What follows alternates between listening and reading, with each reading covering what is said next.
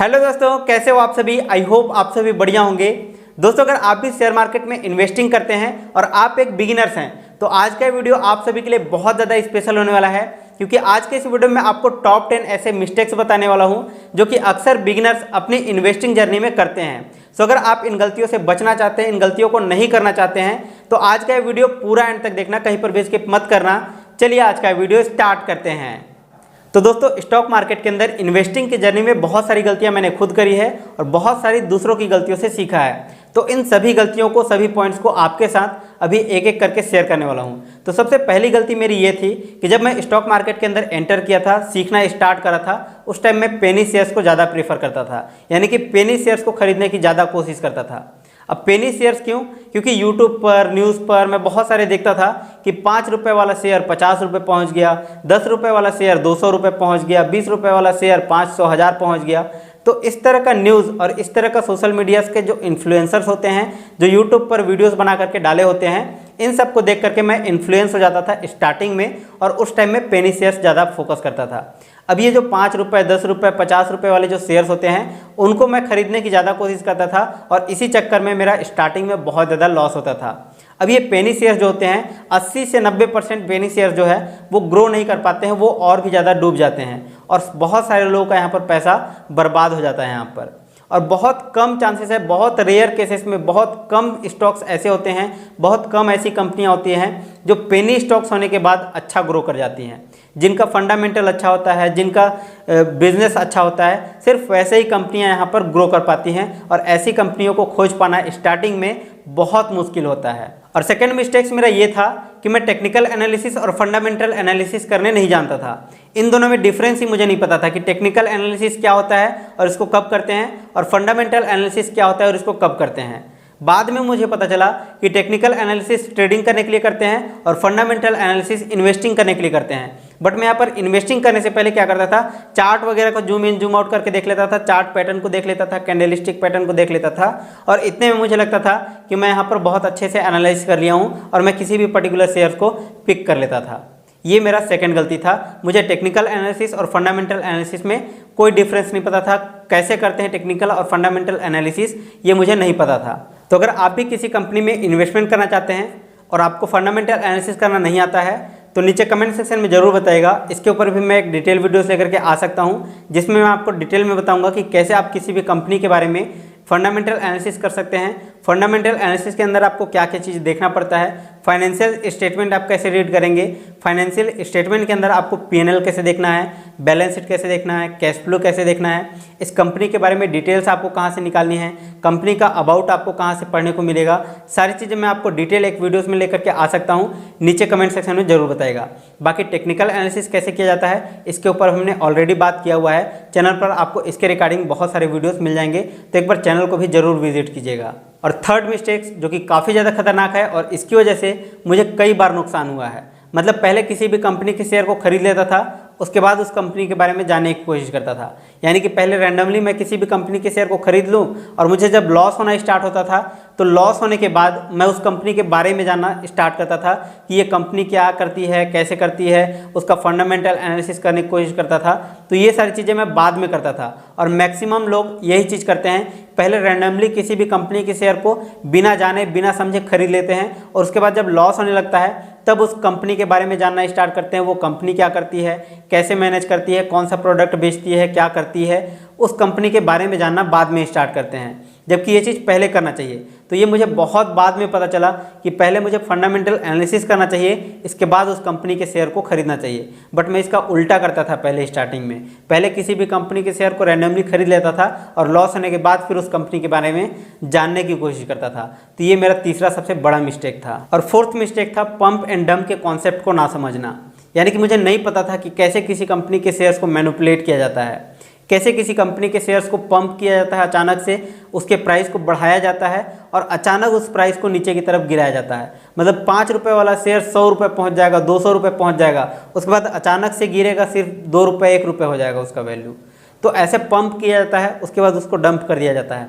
ये सब कौन करता है? जिनके पास मोटा पैसा होता है, जो बड़े लोग होते हैं, वो लोग क्या करते हैं? मैनिपुलेट करते हैं या फिर गलत तरीके से इसको बढ़ाते हैं, इसके प्राइस को। बेसिकली वो कंपनी कुछ नहीं कर रही होती है, कंपनी का फंडामेंटल कुछ नहीं होता है, लेकिन फिर भी वो कंपनी एकदम अपर सर्किट लगाते हुए ऊपर की तरफ बढ़ते जाती है, उसका प्राइस बढ़ता जाता है, और जो रिटेल इन्वेस्टर हैं वो उसके अंदर घुस जाते हैं इस लालच में कि इसका प्राइस बढ़ रहा है, बढ़ रहा है, बढ़ रहा है, हम भी बहती गंगा में हाथ धो लें।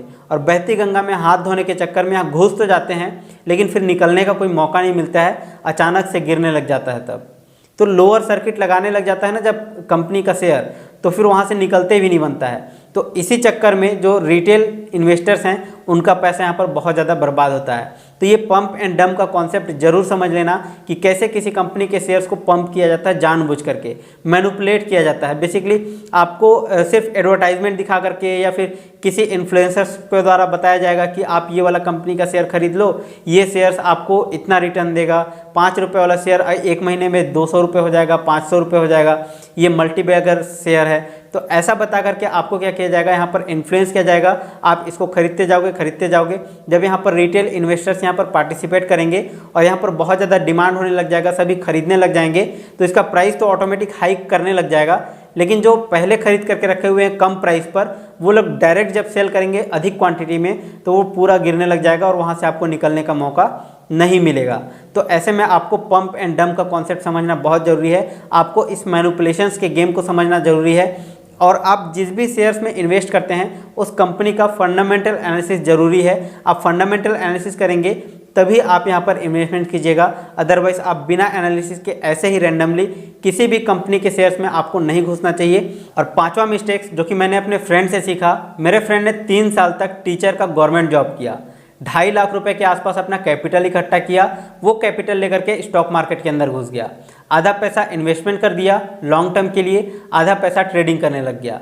अब यहाँ पर देखिए स्टार्टिंग में बुल रन में था, कई बार वहाँ पर ट्रेडिंग में भी प्रॉफिट हुआ, कई बार उसका इन्वेस्टमेंट जो है वो पोर्टफोलियो ग्रीन था और बढ़ता जा रहा था। 1-1.5 महीने तक ऐसा ही लगातार चलता रहा, मार्केट बुल रन में था और वो इसी को देख करके क्या किया, गवर्नमेंट जॉब अपना छोड़ दिया, एग्जिट कर दिया, क्विट कर दिया, और वो सोचा कि मैं फुल टाइम ट्रेडर और फुल टाइम इन्वेस्टर बनूंगा। अब वहाँ पर गवर्नमेंट जॉब छोड़ने के बाद यहाँ पर भी उसका लॉस होने लग गया, जब मार्केट गिरने लग गया, मार्केट क्रैश होने लग गया। जब मार्केट क्रैश होने लग गया तो इसका भी कैपिटल आधा हो गया। जब इसका यहाँ पर भी नुकसान हुआ तो फियर की वजह से सारे शेयर्स और सारे ट्रेडिंग वगैरह सब कुछ बंद कर दिया, सारे शेयर्स बेच दिया। मार्केट वापस रिकवर किया, लेकिन जब तक वो निकल चुका था अपने मार्केट से।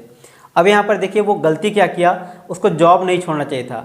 वो क्या सोच करके छोड़ दिया कि मैं फुल टाइम ट्रेडर और फुल टाइम इन्वेस्टर बन जाऊंगा। बट यहाँ पर उसको डिपेंड नहीं होना चाहिए था, जॉब को भी साइड बाय साइड रख लेना चाहिए था, मतलब एक बैकअप में होना चाहिए कुछ ना कुछ।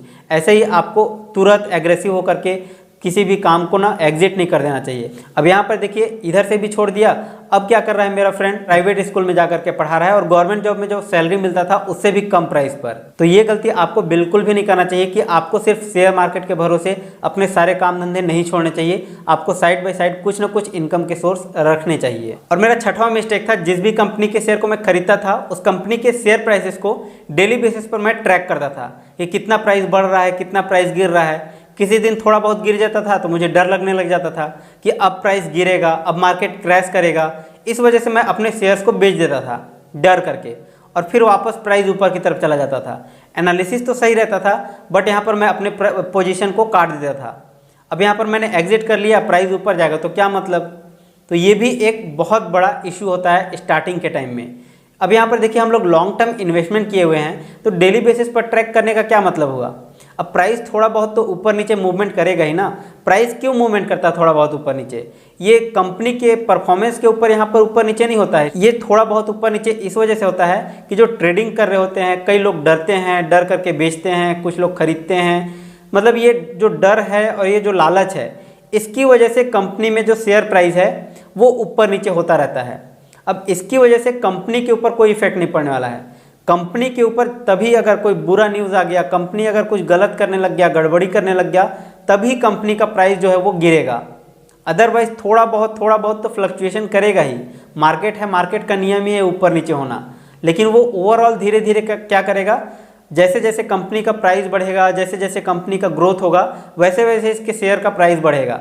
तो अगर आपने फंडामेंटल एनालिसिस किया हुआ है तो आपको डरने की जरूरत नहीं है और डेली बेसिस पर आपको ट्रैक करने की भी जरूरत नहीं है। आपको सिर्फ इतना ध्यान रखना है कि आपने जिस कंपनी में इन्वेस्ट करके रखा हुआ है उस कंपनी में कुछ गड़बड़ी तो नहीं हुआ है, उस कंपनी में कुछ घोटाला तो नहीं चल रहा है, कुछ खराबी तो नहीं आ गई है। आपको बस इस पर ध्यान रखना है, प्राइस के मूवमेंट पर आपको ध्यान नहीं देना है। और यहीं से निकल करके आता है सातवां मिस्टेक, जो कि हम लोगों को कभी भी लालच में कोई भी कंपनी का शेयर नहीं खरीदना चाहिए। मतलब अगर कोई कंपनी का शेयर प्राइस बढ़ रहा है कंटिन्यूअस बढ़ता जा रहा है, तो यहाँ पर क्या होता है, फोमो हो जाता है, फियर ऑफ मिसिंग आउट। मतलब हम लोग इस अपॉर्चुनिटी को मिस नहीं करना चाहते हैं, कहीं हम लोग गलती से मिस ना कर दें, इस वजह से हम लोग कहीं पर भी घुस जाते हैं और प्राइस बढ़ता रहता है और यहाँ पर पंप हो रहा है और वैसे प्राइस पे हम लोग क्या करते हैं, घुस जाते हैं और यहाँ पर जब डंप होता है तो हमारा बड़ा नुकसान हो जाता है। तो ऐसे जब लालच हो आपको, तो लालच में आपको किसी भी कंपनी में पैसा नहीं लगाना चाहिए। पहले आपको फंडामेंटल, मतलब पूरे जितने भी आप यहाँ पर मिस्टेक्स कर रहे हो ना, देख रहे हो यहाँ पर सभी मिस्टेक्स का एक ही सॉल्यूशन है, आपको फंडामेंटल एनालिसिस करने आना चाहिए। आप फंडामेंटल एनालिसिस कीजिए, आप लालच में यहाँ पर कोई भी कंपनी का शेयर मत खरीदिए। और अगर आपका फंडामेंटल सही है तो थोड़ा बहुत करेक्शन अगर करता है, थोड़ा बहुत प्राइस अगर नीचे आता है तो आपको डरना भी नहीं है। ये नहीं कि आप डर करके तुरंत अपना शेयर्स बेच दिए। अगर आपने सही कंपनी सेलेक्ट किया हुआ है, कंपनी का फंडामेंटल सही है, तो थोड़ा बहुत करेक्शन में आपको डरना नहीं चाहिए। तो आपको ये दो चीज़ हमेशा ध्यान रखना है, कभी भी लालच में आपको किसी भी कंपनी के शेयर्स को नहीं खरीदना चाहिए और डर करके अपने खरीदे हुए कंपनी के शेयर्स को बेचना नहीं चाहिए। और मेरा आठवां मिस्टेक्स ये था कि मैं अपने पोर्टफोलियो को डाइवर्सिफाई करके नहीं रखता था। यानी कि मुझे ये लगता था कि अगर मैं 5 शेयर को खरीद करके रख लूँगा, 10 शेयर को खरीद करके रख लूँगा, आधे शेयर अगर ऊपर चले जाएंगे, आधे शेयर नीचे चले जाएंगे, तो ऐसे में क्या ही प्रॉफिट होगा, मतलब लगभग बराबर हो जाएंगे तो कोई मतलब नहीं होगा। इसी वजह से मैं ये सोचता था कि मैं अपने एक शेयर पर मैं अपना किस्मत आजमाता था कि एक शेयर लूँगा, वो अगर बढ़ गया अच्छा खासा तो मुझे प्रॉफिट हो जाएगा, अगर गिर गया तो फिर लॉस। तो यही सोच करके मैं क्या करता था, यहाँ पर डाइवर्सिफाई नहीं करता था, जबकि डाइवर्सिफाई करना आज के टाइम में बहुत ज़्यादा ज़रूरी है। अगर आपने चाहे कितना भी एनालिसिस किया हो, कितना भी आप उसके बारे में जानते हो, लेकिन फिर भी हो सकता है कि वो शेयर आपको वहाँ पर नुकसान करा दे। इसलिए आपको यहाँ पर डाइवर्सिफाई करके रखना चाहिए। अगर आपने यहाँ पर 10 कंपनी के शेयर्स को एनालाइज किया, फंडामेंटल एनालिसिस किया और आपको लगता है कि सभी शेयर ठीक हैं, लेकिन 10 के 10 शेयर आपके अच्छे परफॉर्म नहीं करेंगे, उसमें से 2-3 शेयर ऐसे भी होंगे जो आपको वहाँ पर नुकसान भी कराएंगे। तो आप यहाँ पर अच्छे से एनालिसिस कीजिए। 10 शेयर अगर आप खरीद करके रखते हैं और उसमें से अगर 7 शेयर 6 शेयर भी अगर ऊपर चला जाता है और 4-5 शेयर अगर नीचे जाता है तो भी आपका पोर्टफोलियो ग्रीन में रहेगा।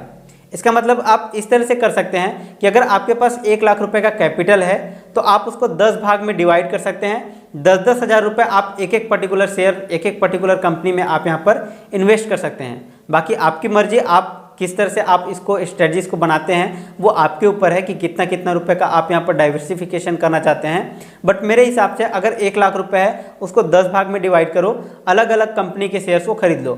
हो सकता है कोई कंपनी का शेयर 5 ठो मिलेगा, कोई कंपनी का शेयर आपको 10 ठो मिल जाएगा, कोई कंपनी का शेयर आपको 50 ठो मिल जाएगा।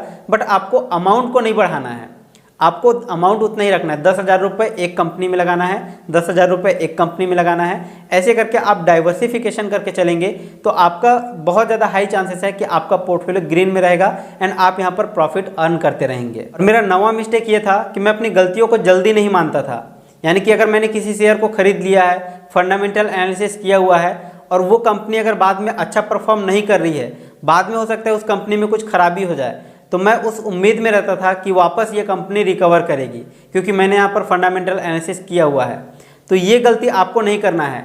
कई बार ऐसा भी हो सकता है कि जब आप एनालिसिस कर रहे हो उस टाइम कंपनी अच्छी हो, उस टाइम कंपनी अच्छा परफॉर्म करी हो या उसका पुराना रिकॉर्ड अच्छा रहा हो, लेकिन आप यहाँ पर लॉन्ग टाइम इन्वेस्टमेंट कर रहे हैं और यहाँ पर हो सकता है कि अगले 6 महीने बाद, अगले 1 साल बाद ये कंपनी अच्छा परफॉर्म ना करे या इस कंपनी में कुछ खराबियाँ हो गई हो या कुछ स्कैम चल रहा हो, कुछ घोटाला चल रहा हो। अगर कुछ खराबी चीज़ दिख रहा है आपको तो यहाँ पर आप अपनी गलतियों को मानो और वहाँ उस पर्टिकुलर शेयर से एग्जिट कर लो, उस पर्टिकुलर शेयर को बेच दो। ऐसा अगर आप नहीं करते हैं या फिर आप अपनी गलतियों को नहीं मानते हैं तो ऐसे में आपका बड़ा नुकसान हो सकता है। जब प्राइस उसका टूट रहा है, गिर रहा है, तो ऐसे में आपको अपनी गलतियों को एक्सेप्ट करना चाहिए और वहाँ से निकल जाना चाहिए। और दोस्तों मेरा 10वां आखिरी और सबसे बड़ा मिस्टेक ये था कि मेरे अंदर पेशेंस नहीं था। अगर मैं किसी पर्टिकुलर शेयर को लॉन्ग टर्म विजन से खरीदा हुआ हूँ कि इसको 2 साल होल्ड करना है, 5 साल तक होल्ड करना है, 10 साल तक होल्ड करना है, उस पर्टिकुलर शेयर में 1.5 महीने 2 महीने के बाद अगर मुझे थोड़ा बहुत प्रॉफिट दिख रहा है तो मैं उसको सेल कर देता था। जबकि पेशेंस होना बहुत ज़रूरी है। अगर आप इन्वेस्टमेंट कर रहे हैं लॉन्ग टर्म के लिए तो आपके अंदर पेशेंस होना चाहिए। मतलब कोई पौधा अगर होता है ना छोटा सा, वो कब पेड़ बनता है, मतलब धीरे धीरे धीरे, आपको डेली पता नहीं चलेगा कि कितना बढ़ रहा है, लेकिन वो बढ़ता रहता है। ठीक उसी प्रकार इन्वेस्टमेंट भी होता है। अगर आपने यहाँ पर लॉन्ग टर्म विजन से इन्वेस्टमेंट कर दिया है तो वो पैसा धीरे धीरे धीरे कैसे ग्रो करेगा आपको समझ नहीं आएगा, लेकिन जिस दिन ग्रो हो जाएगा तब आपको दिखेगा कि ये तो सच में ग्रो हो गया है। लाइक अगर आप कोई पौधा लगा दिए तो क्या आप उसको डेली देखोगे तो आपको पता चलेगा कि ये बढ़ रहा है, लेकिन वो बढ़ेगा, थोड़ा सा बढ़ेगा, थोड़ा सा बढ़ेगा, डेली अपने हिसाब से बढ़ेगा, लेकिन आपको पता नहीं चलेगा कि वो पौधा बढ़ भी रहा है। और अगर आपने उस पौधे को लगा दिया है और उसको अगर सही से पानी वगैरह सब कुछ मिल रहा है और आप 1 महीने बाद आकर के अगर देखेंगे उसको तो वो पौधा बड़ा हो जा रहेगा और आपको पता चलेगा कि ये थोड़ा सा बड़ा हुआ है। हो सकता है आप उस पौधे को 2 साल बाद देखो तो 2 साल बाद वो छोटा सा पौधा बड़ा सा पेड़ बन जाएगा। तब आपको पता चलेगा कि अरे यार ये तो छोटा सा पौधा था, ये इतना बड़ा पेड़ बन गया। ठीक इसी प्रकार इन्वेस्टमेंट के अंदर भी होता है। अगर आपने यहाँ पर इन्वेस्टमेंट कर दिया है तो वो थोड़ा सा पेशेंस रखिए, आप वेट कीजिए। आप जितना इंतजार करेंगे उतना ज़्यादा। यहाँ पर कंपाउंडिंग भी काम करता है। आपको कंपाउंडिंग के बारे में भी समझ में आना चाहिए। अगर आपको कंपाउंडिंग के बारे में नहीं पता है, नीचे कमेंट सेक्शन में ज़रूर बताइएगा। ये भी एक इम्पॉर्टेंट टॉपिक है, इसके ऊपर भी मैं वीडियोस ला सकता हूँ। तो कंपाउंडिंग के बारे में आपको पता होना चाहिए, कंपाउंडिंग कैसे काम करता है। तो अगर आप इन्वेस्टमेंट करते हैं, कंपाउंडिंग का रिजल्ट देखना चाहते हैं, तो इसके लिए आपके अंदर पेशेंस का होना बहुत जरूरी है। और दोस्तों अगर आप भी इन्वेस्टमेंट या फिर ट्रेडिंग स्टार्ट करना चाहते हैं और आपके पास कोई भी डीमेट अकाउंट नहीं है तो इंडिया के बेस्ट ब्रोकर का लिंक आपको इसी वीडियो के नीचे डिस्क्रिप्शन बॉक्स में और पिन कमेंट बॉक्स में आपको मिल जाएगा। आप वहां से अपना डीमेट अकाउंट ओपन कर सकते हैं और आप अपनी इन्वेस्टिंग जर्नी स्टार्ट कर सकते हैं। तो दोस्तों मुझे पूरी उम्मीद है कि आज का वीडियो आपको अच्छे समझ में आ गया होगा, लेकिन अगर फिर भी इस वीडियो से रिलेटेड कोई भी डाउट, कोई भी कंफ्यूजन है तो नीचे कमेंट सेक्शन में जरूर बताइएगा। और अगर आपको ये वीडियो पसंद है तो डेफिनेटली इस वीडियो को लाइक करके मेरा उत्साह जरूर बढ़ाएगा, ताकि मैं आप सभी के लिए इसी तरह के और भी नॉलेजेबल वीडियोस लेकर के आता रहूं। एंड चैनल को सब्सक्राइब करके बेल आइकन को दबा लीजिएगा, ताकि आने वाले हर एक वीडियोस का नोटिफिकेशन आपको सबसे पहले मिल सके और आप किसी भी इंपॉर्टेंट वीडियोस को मिस ना कर सकें। फिलहाल अभी के लिए इस वीडियो में बस इतना ही। मिलते हैं नेक्स्ट वीडियो में, तब तक के लिए जय हिंद, जय भारत।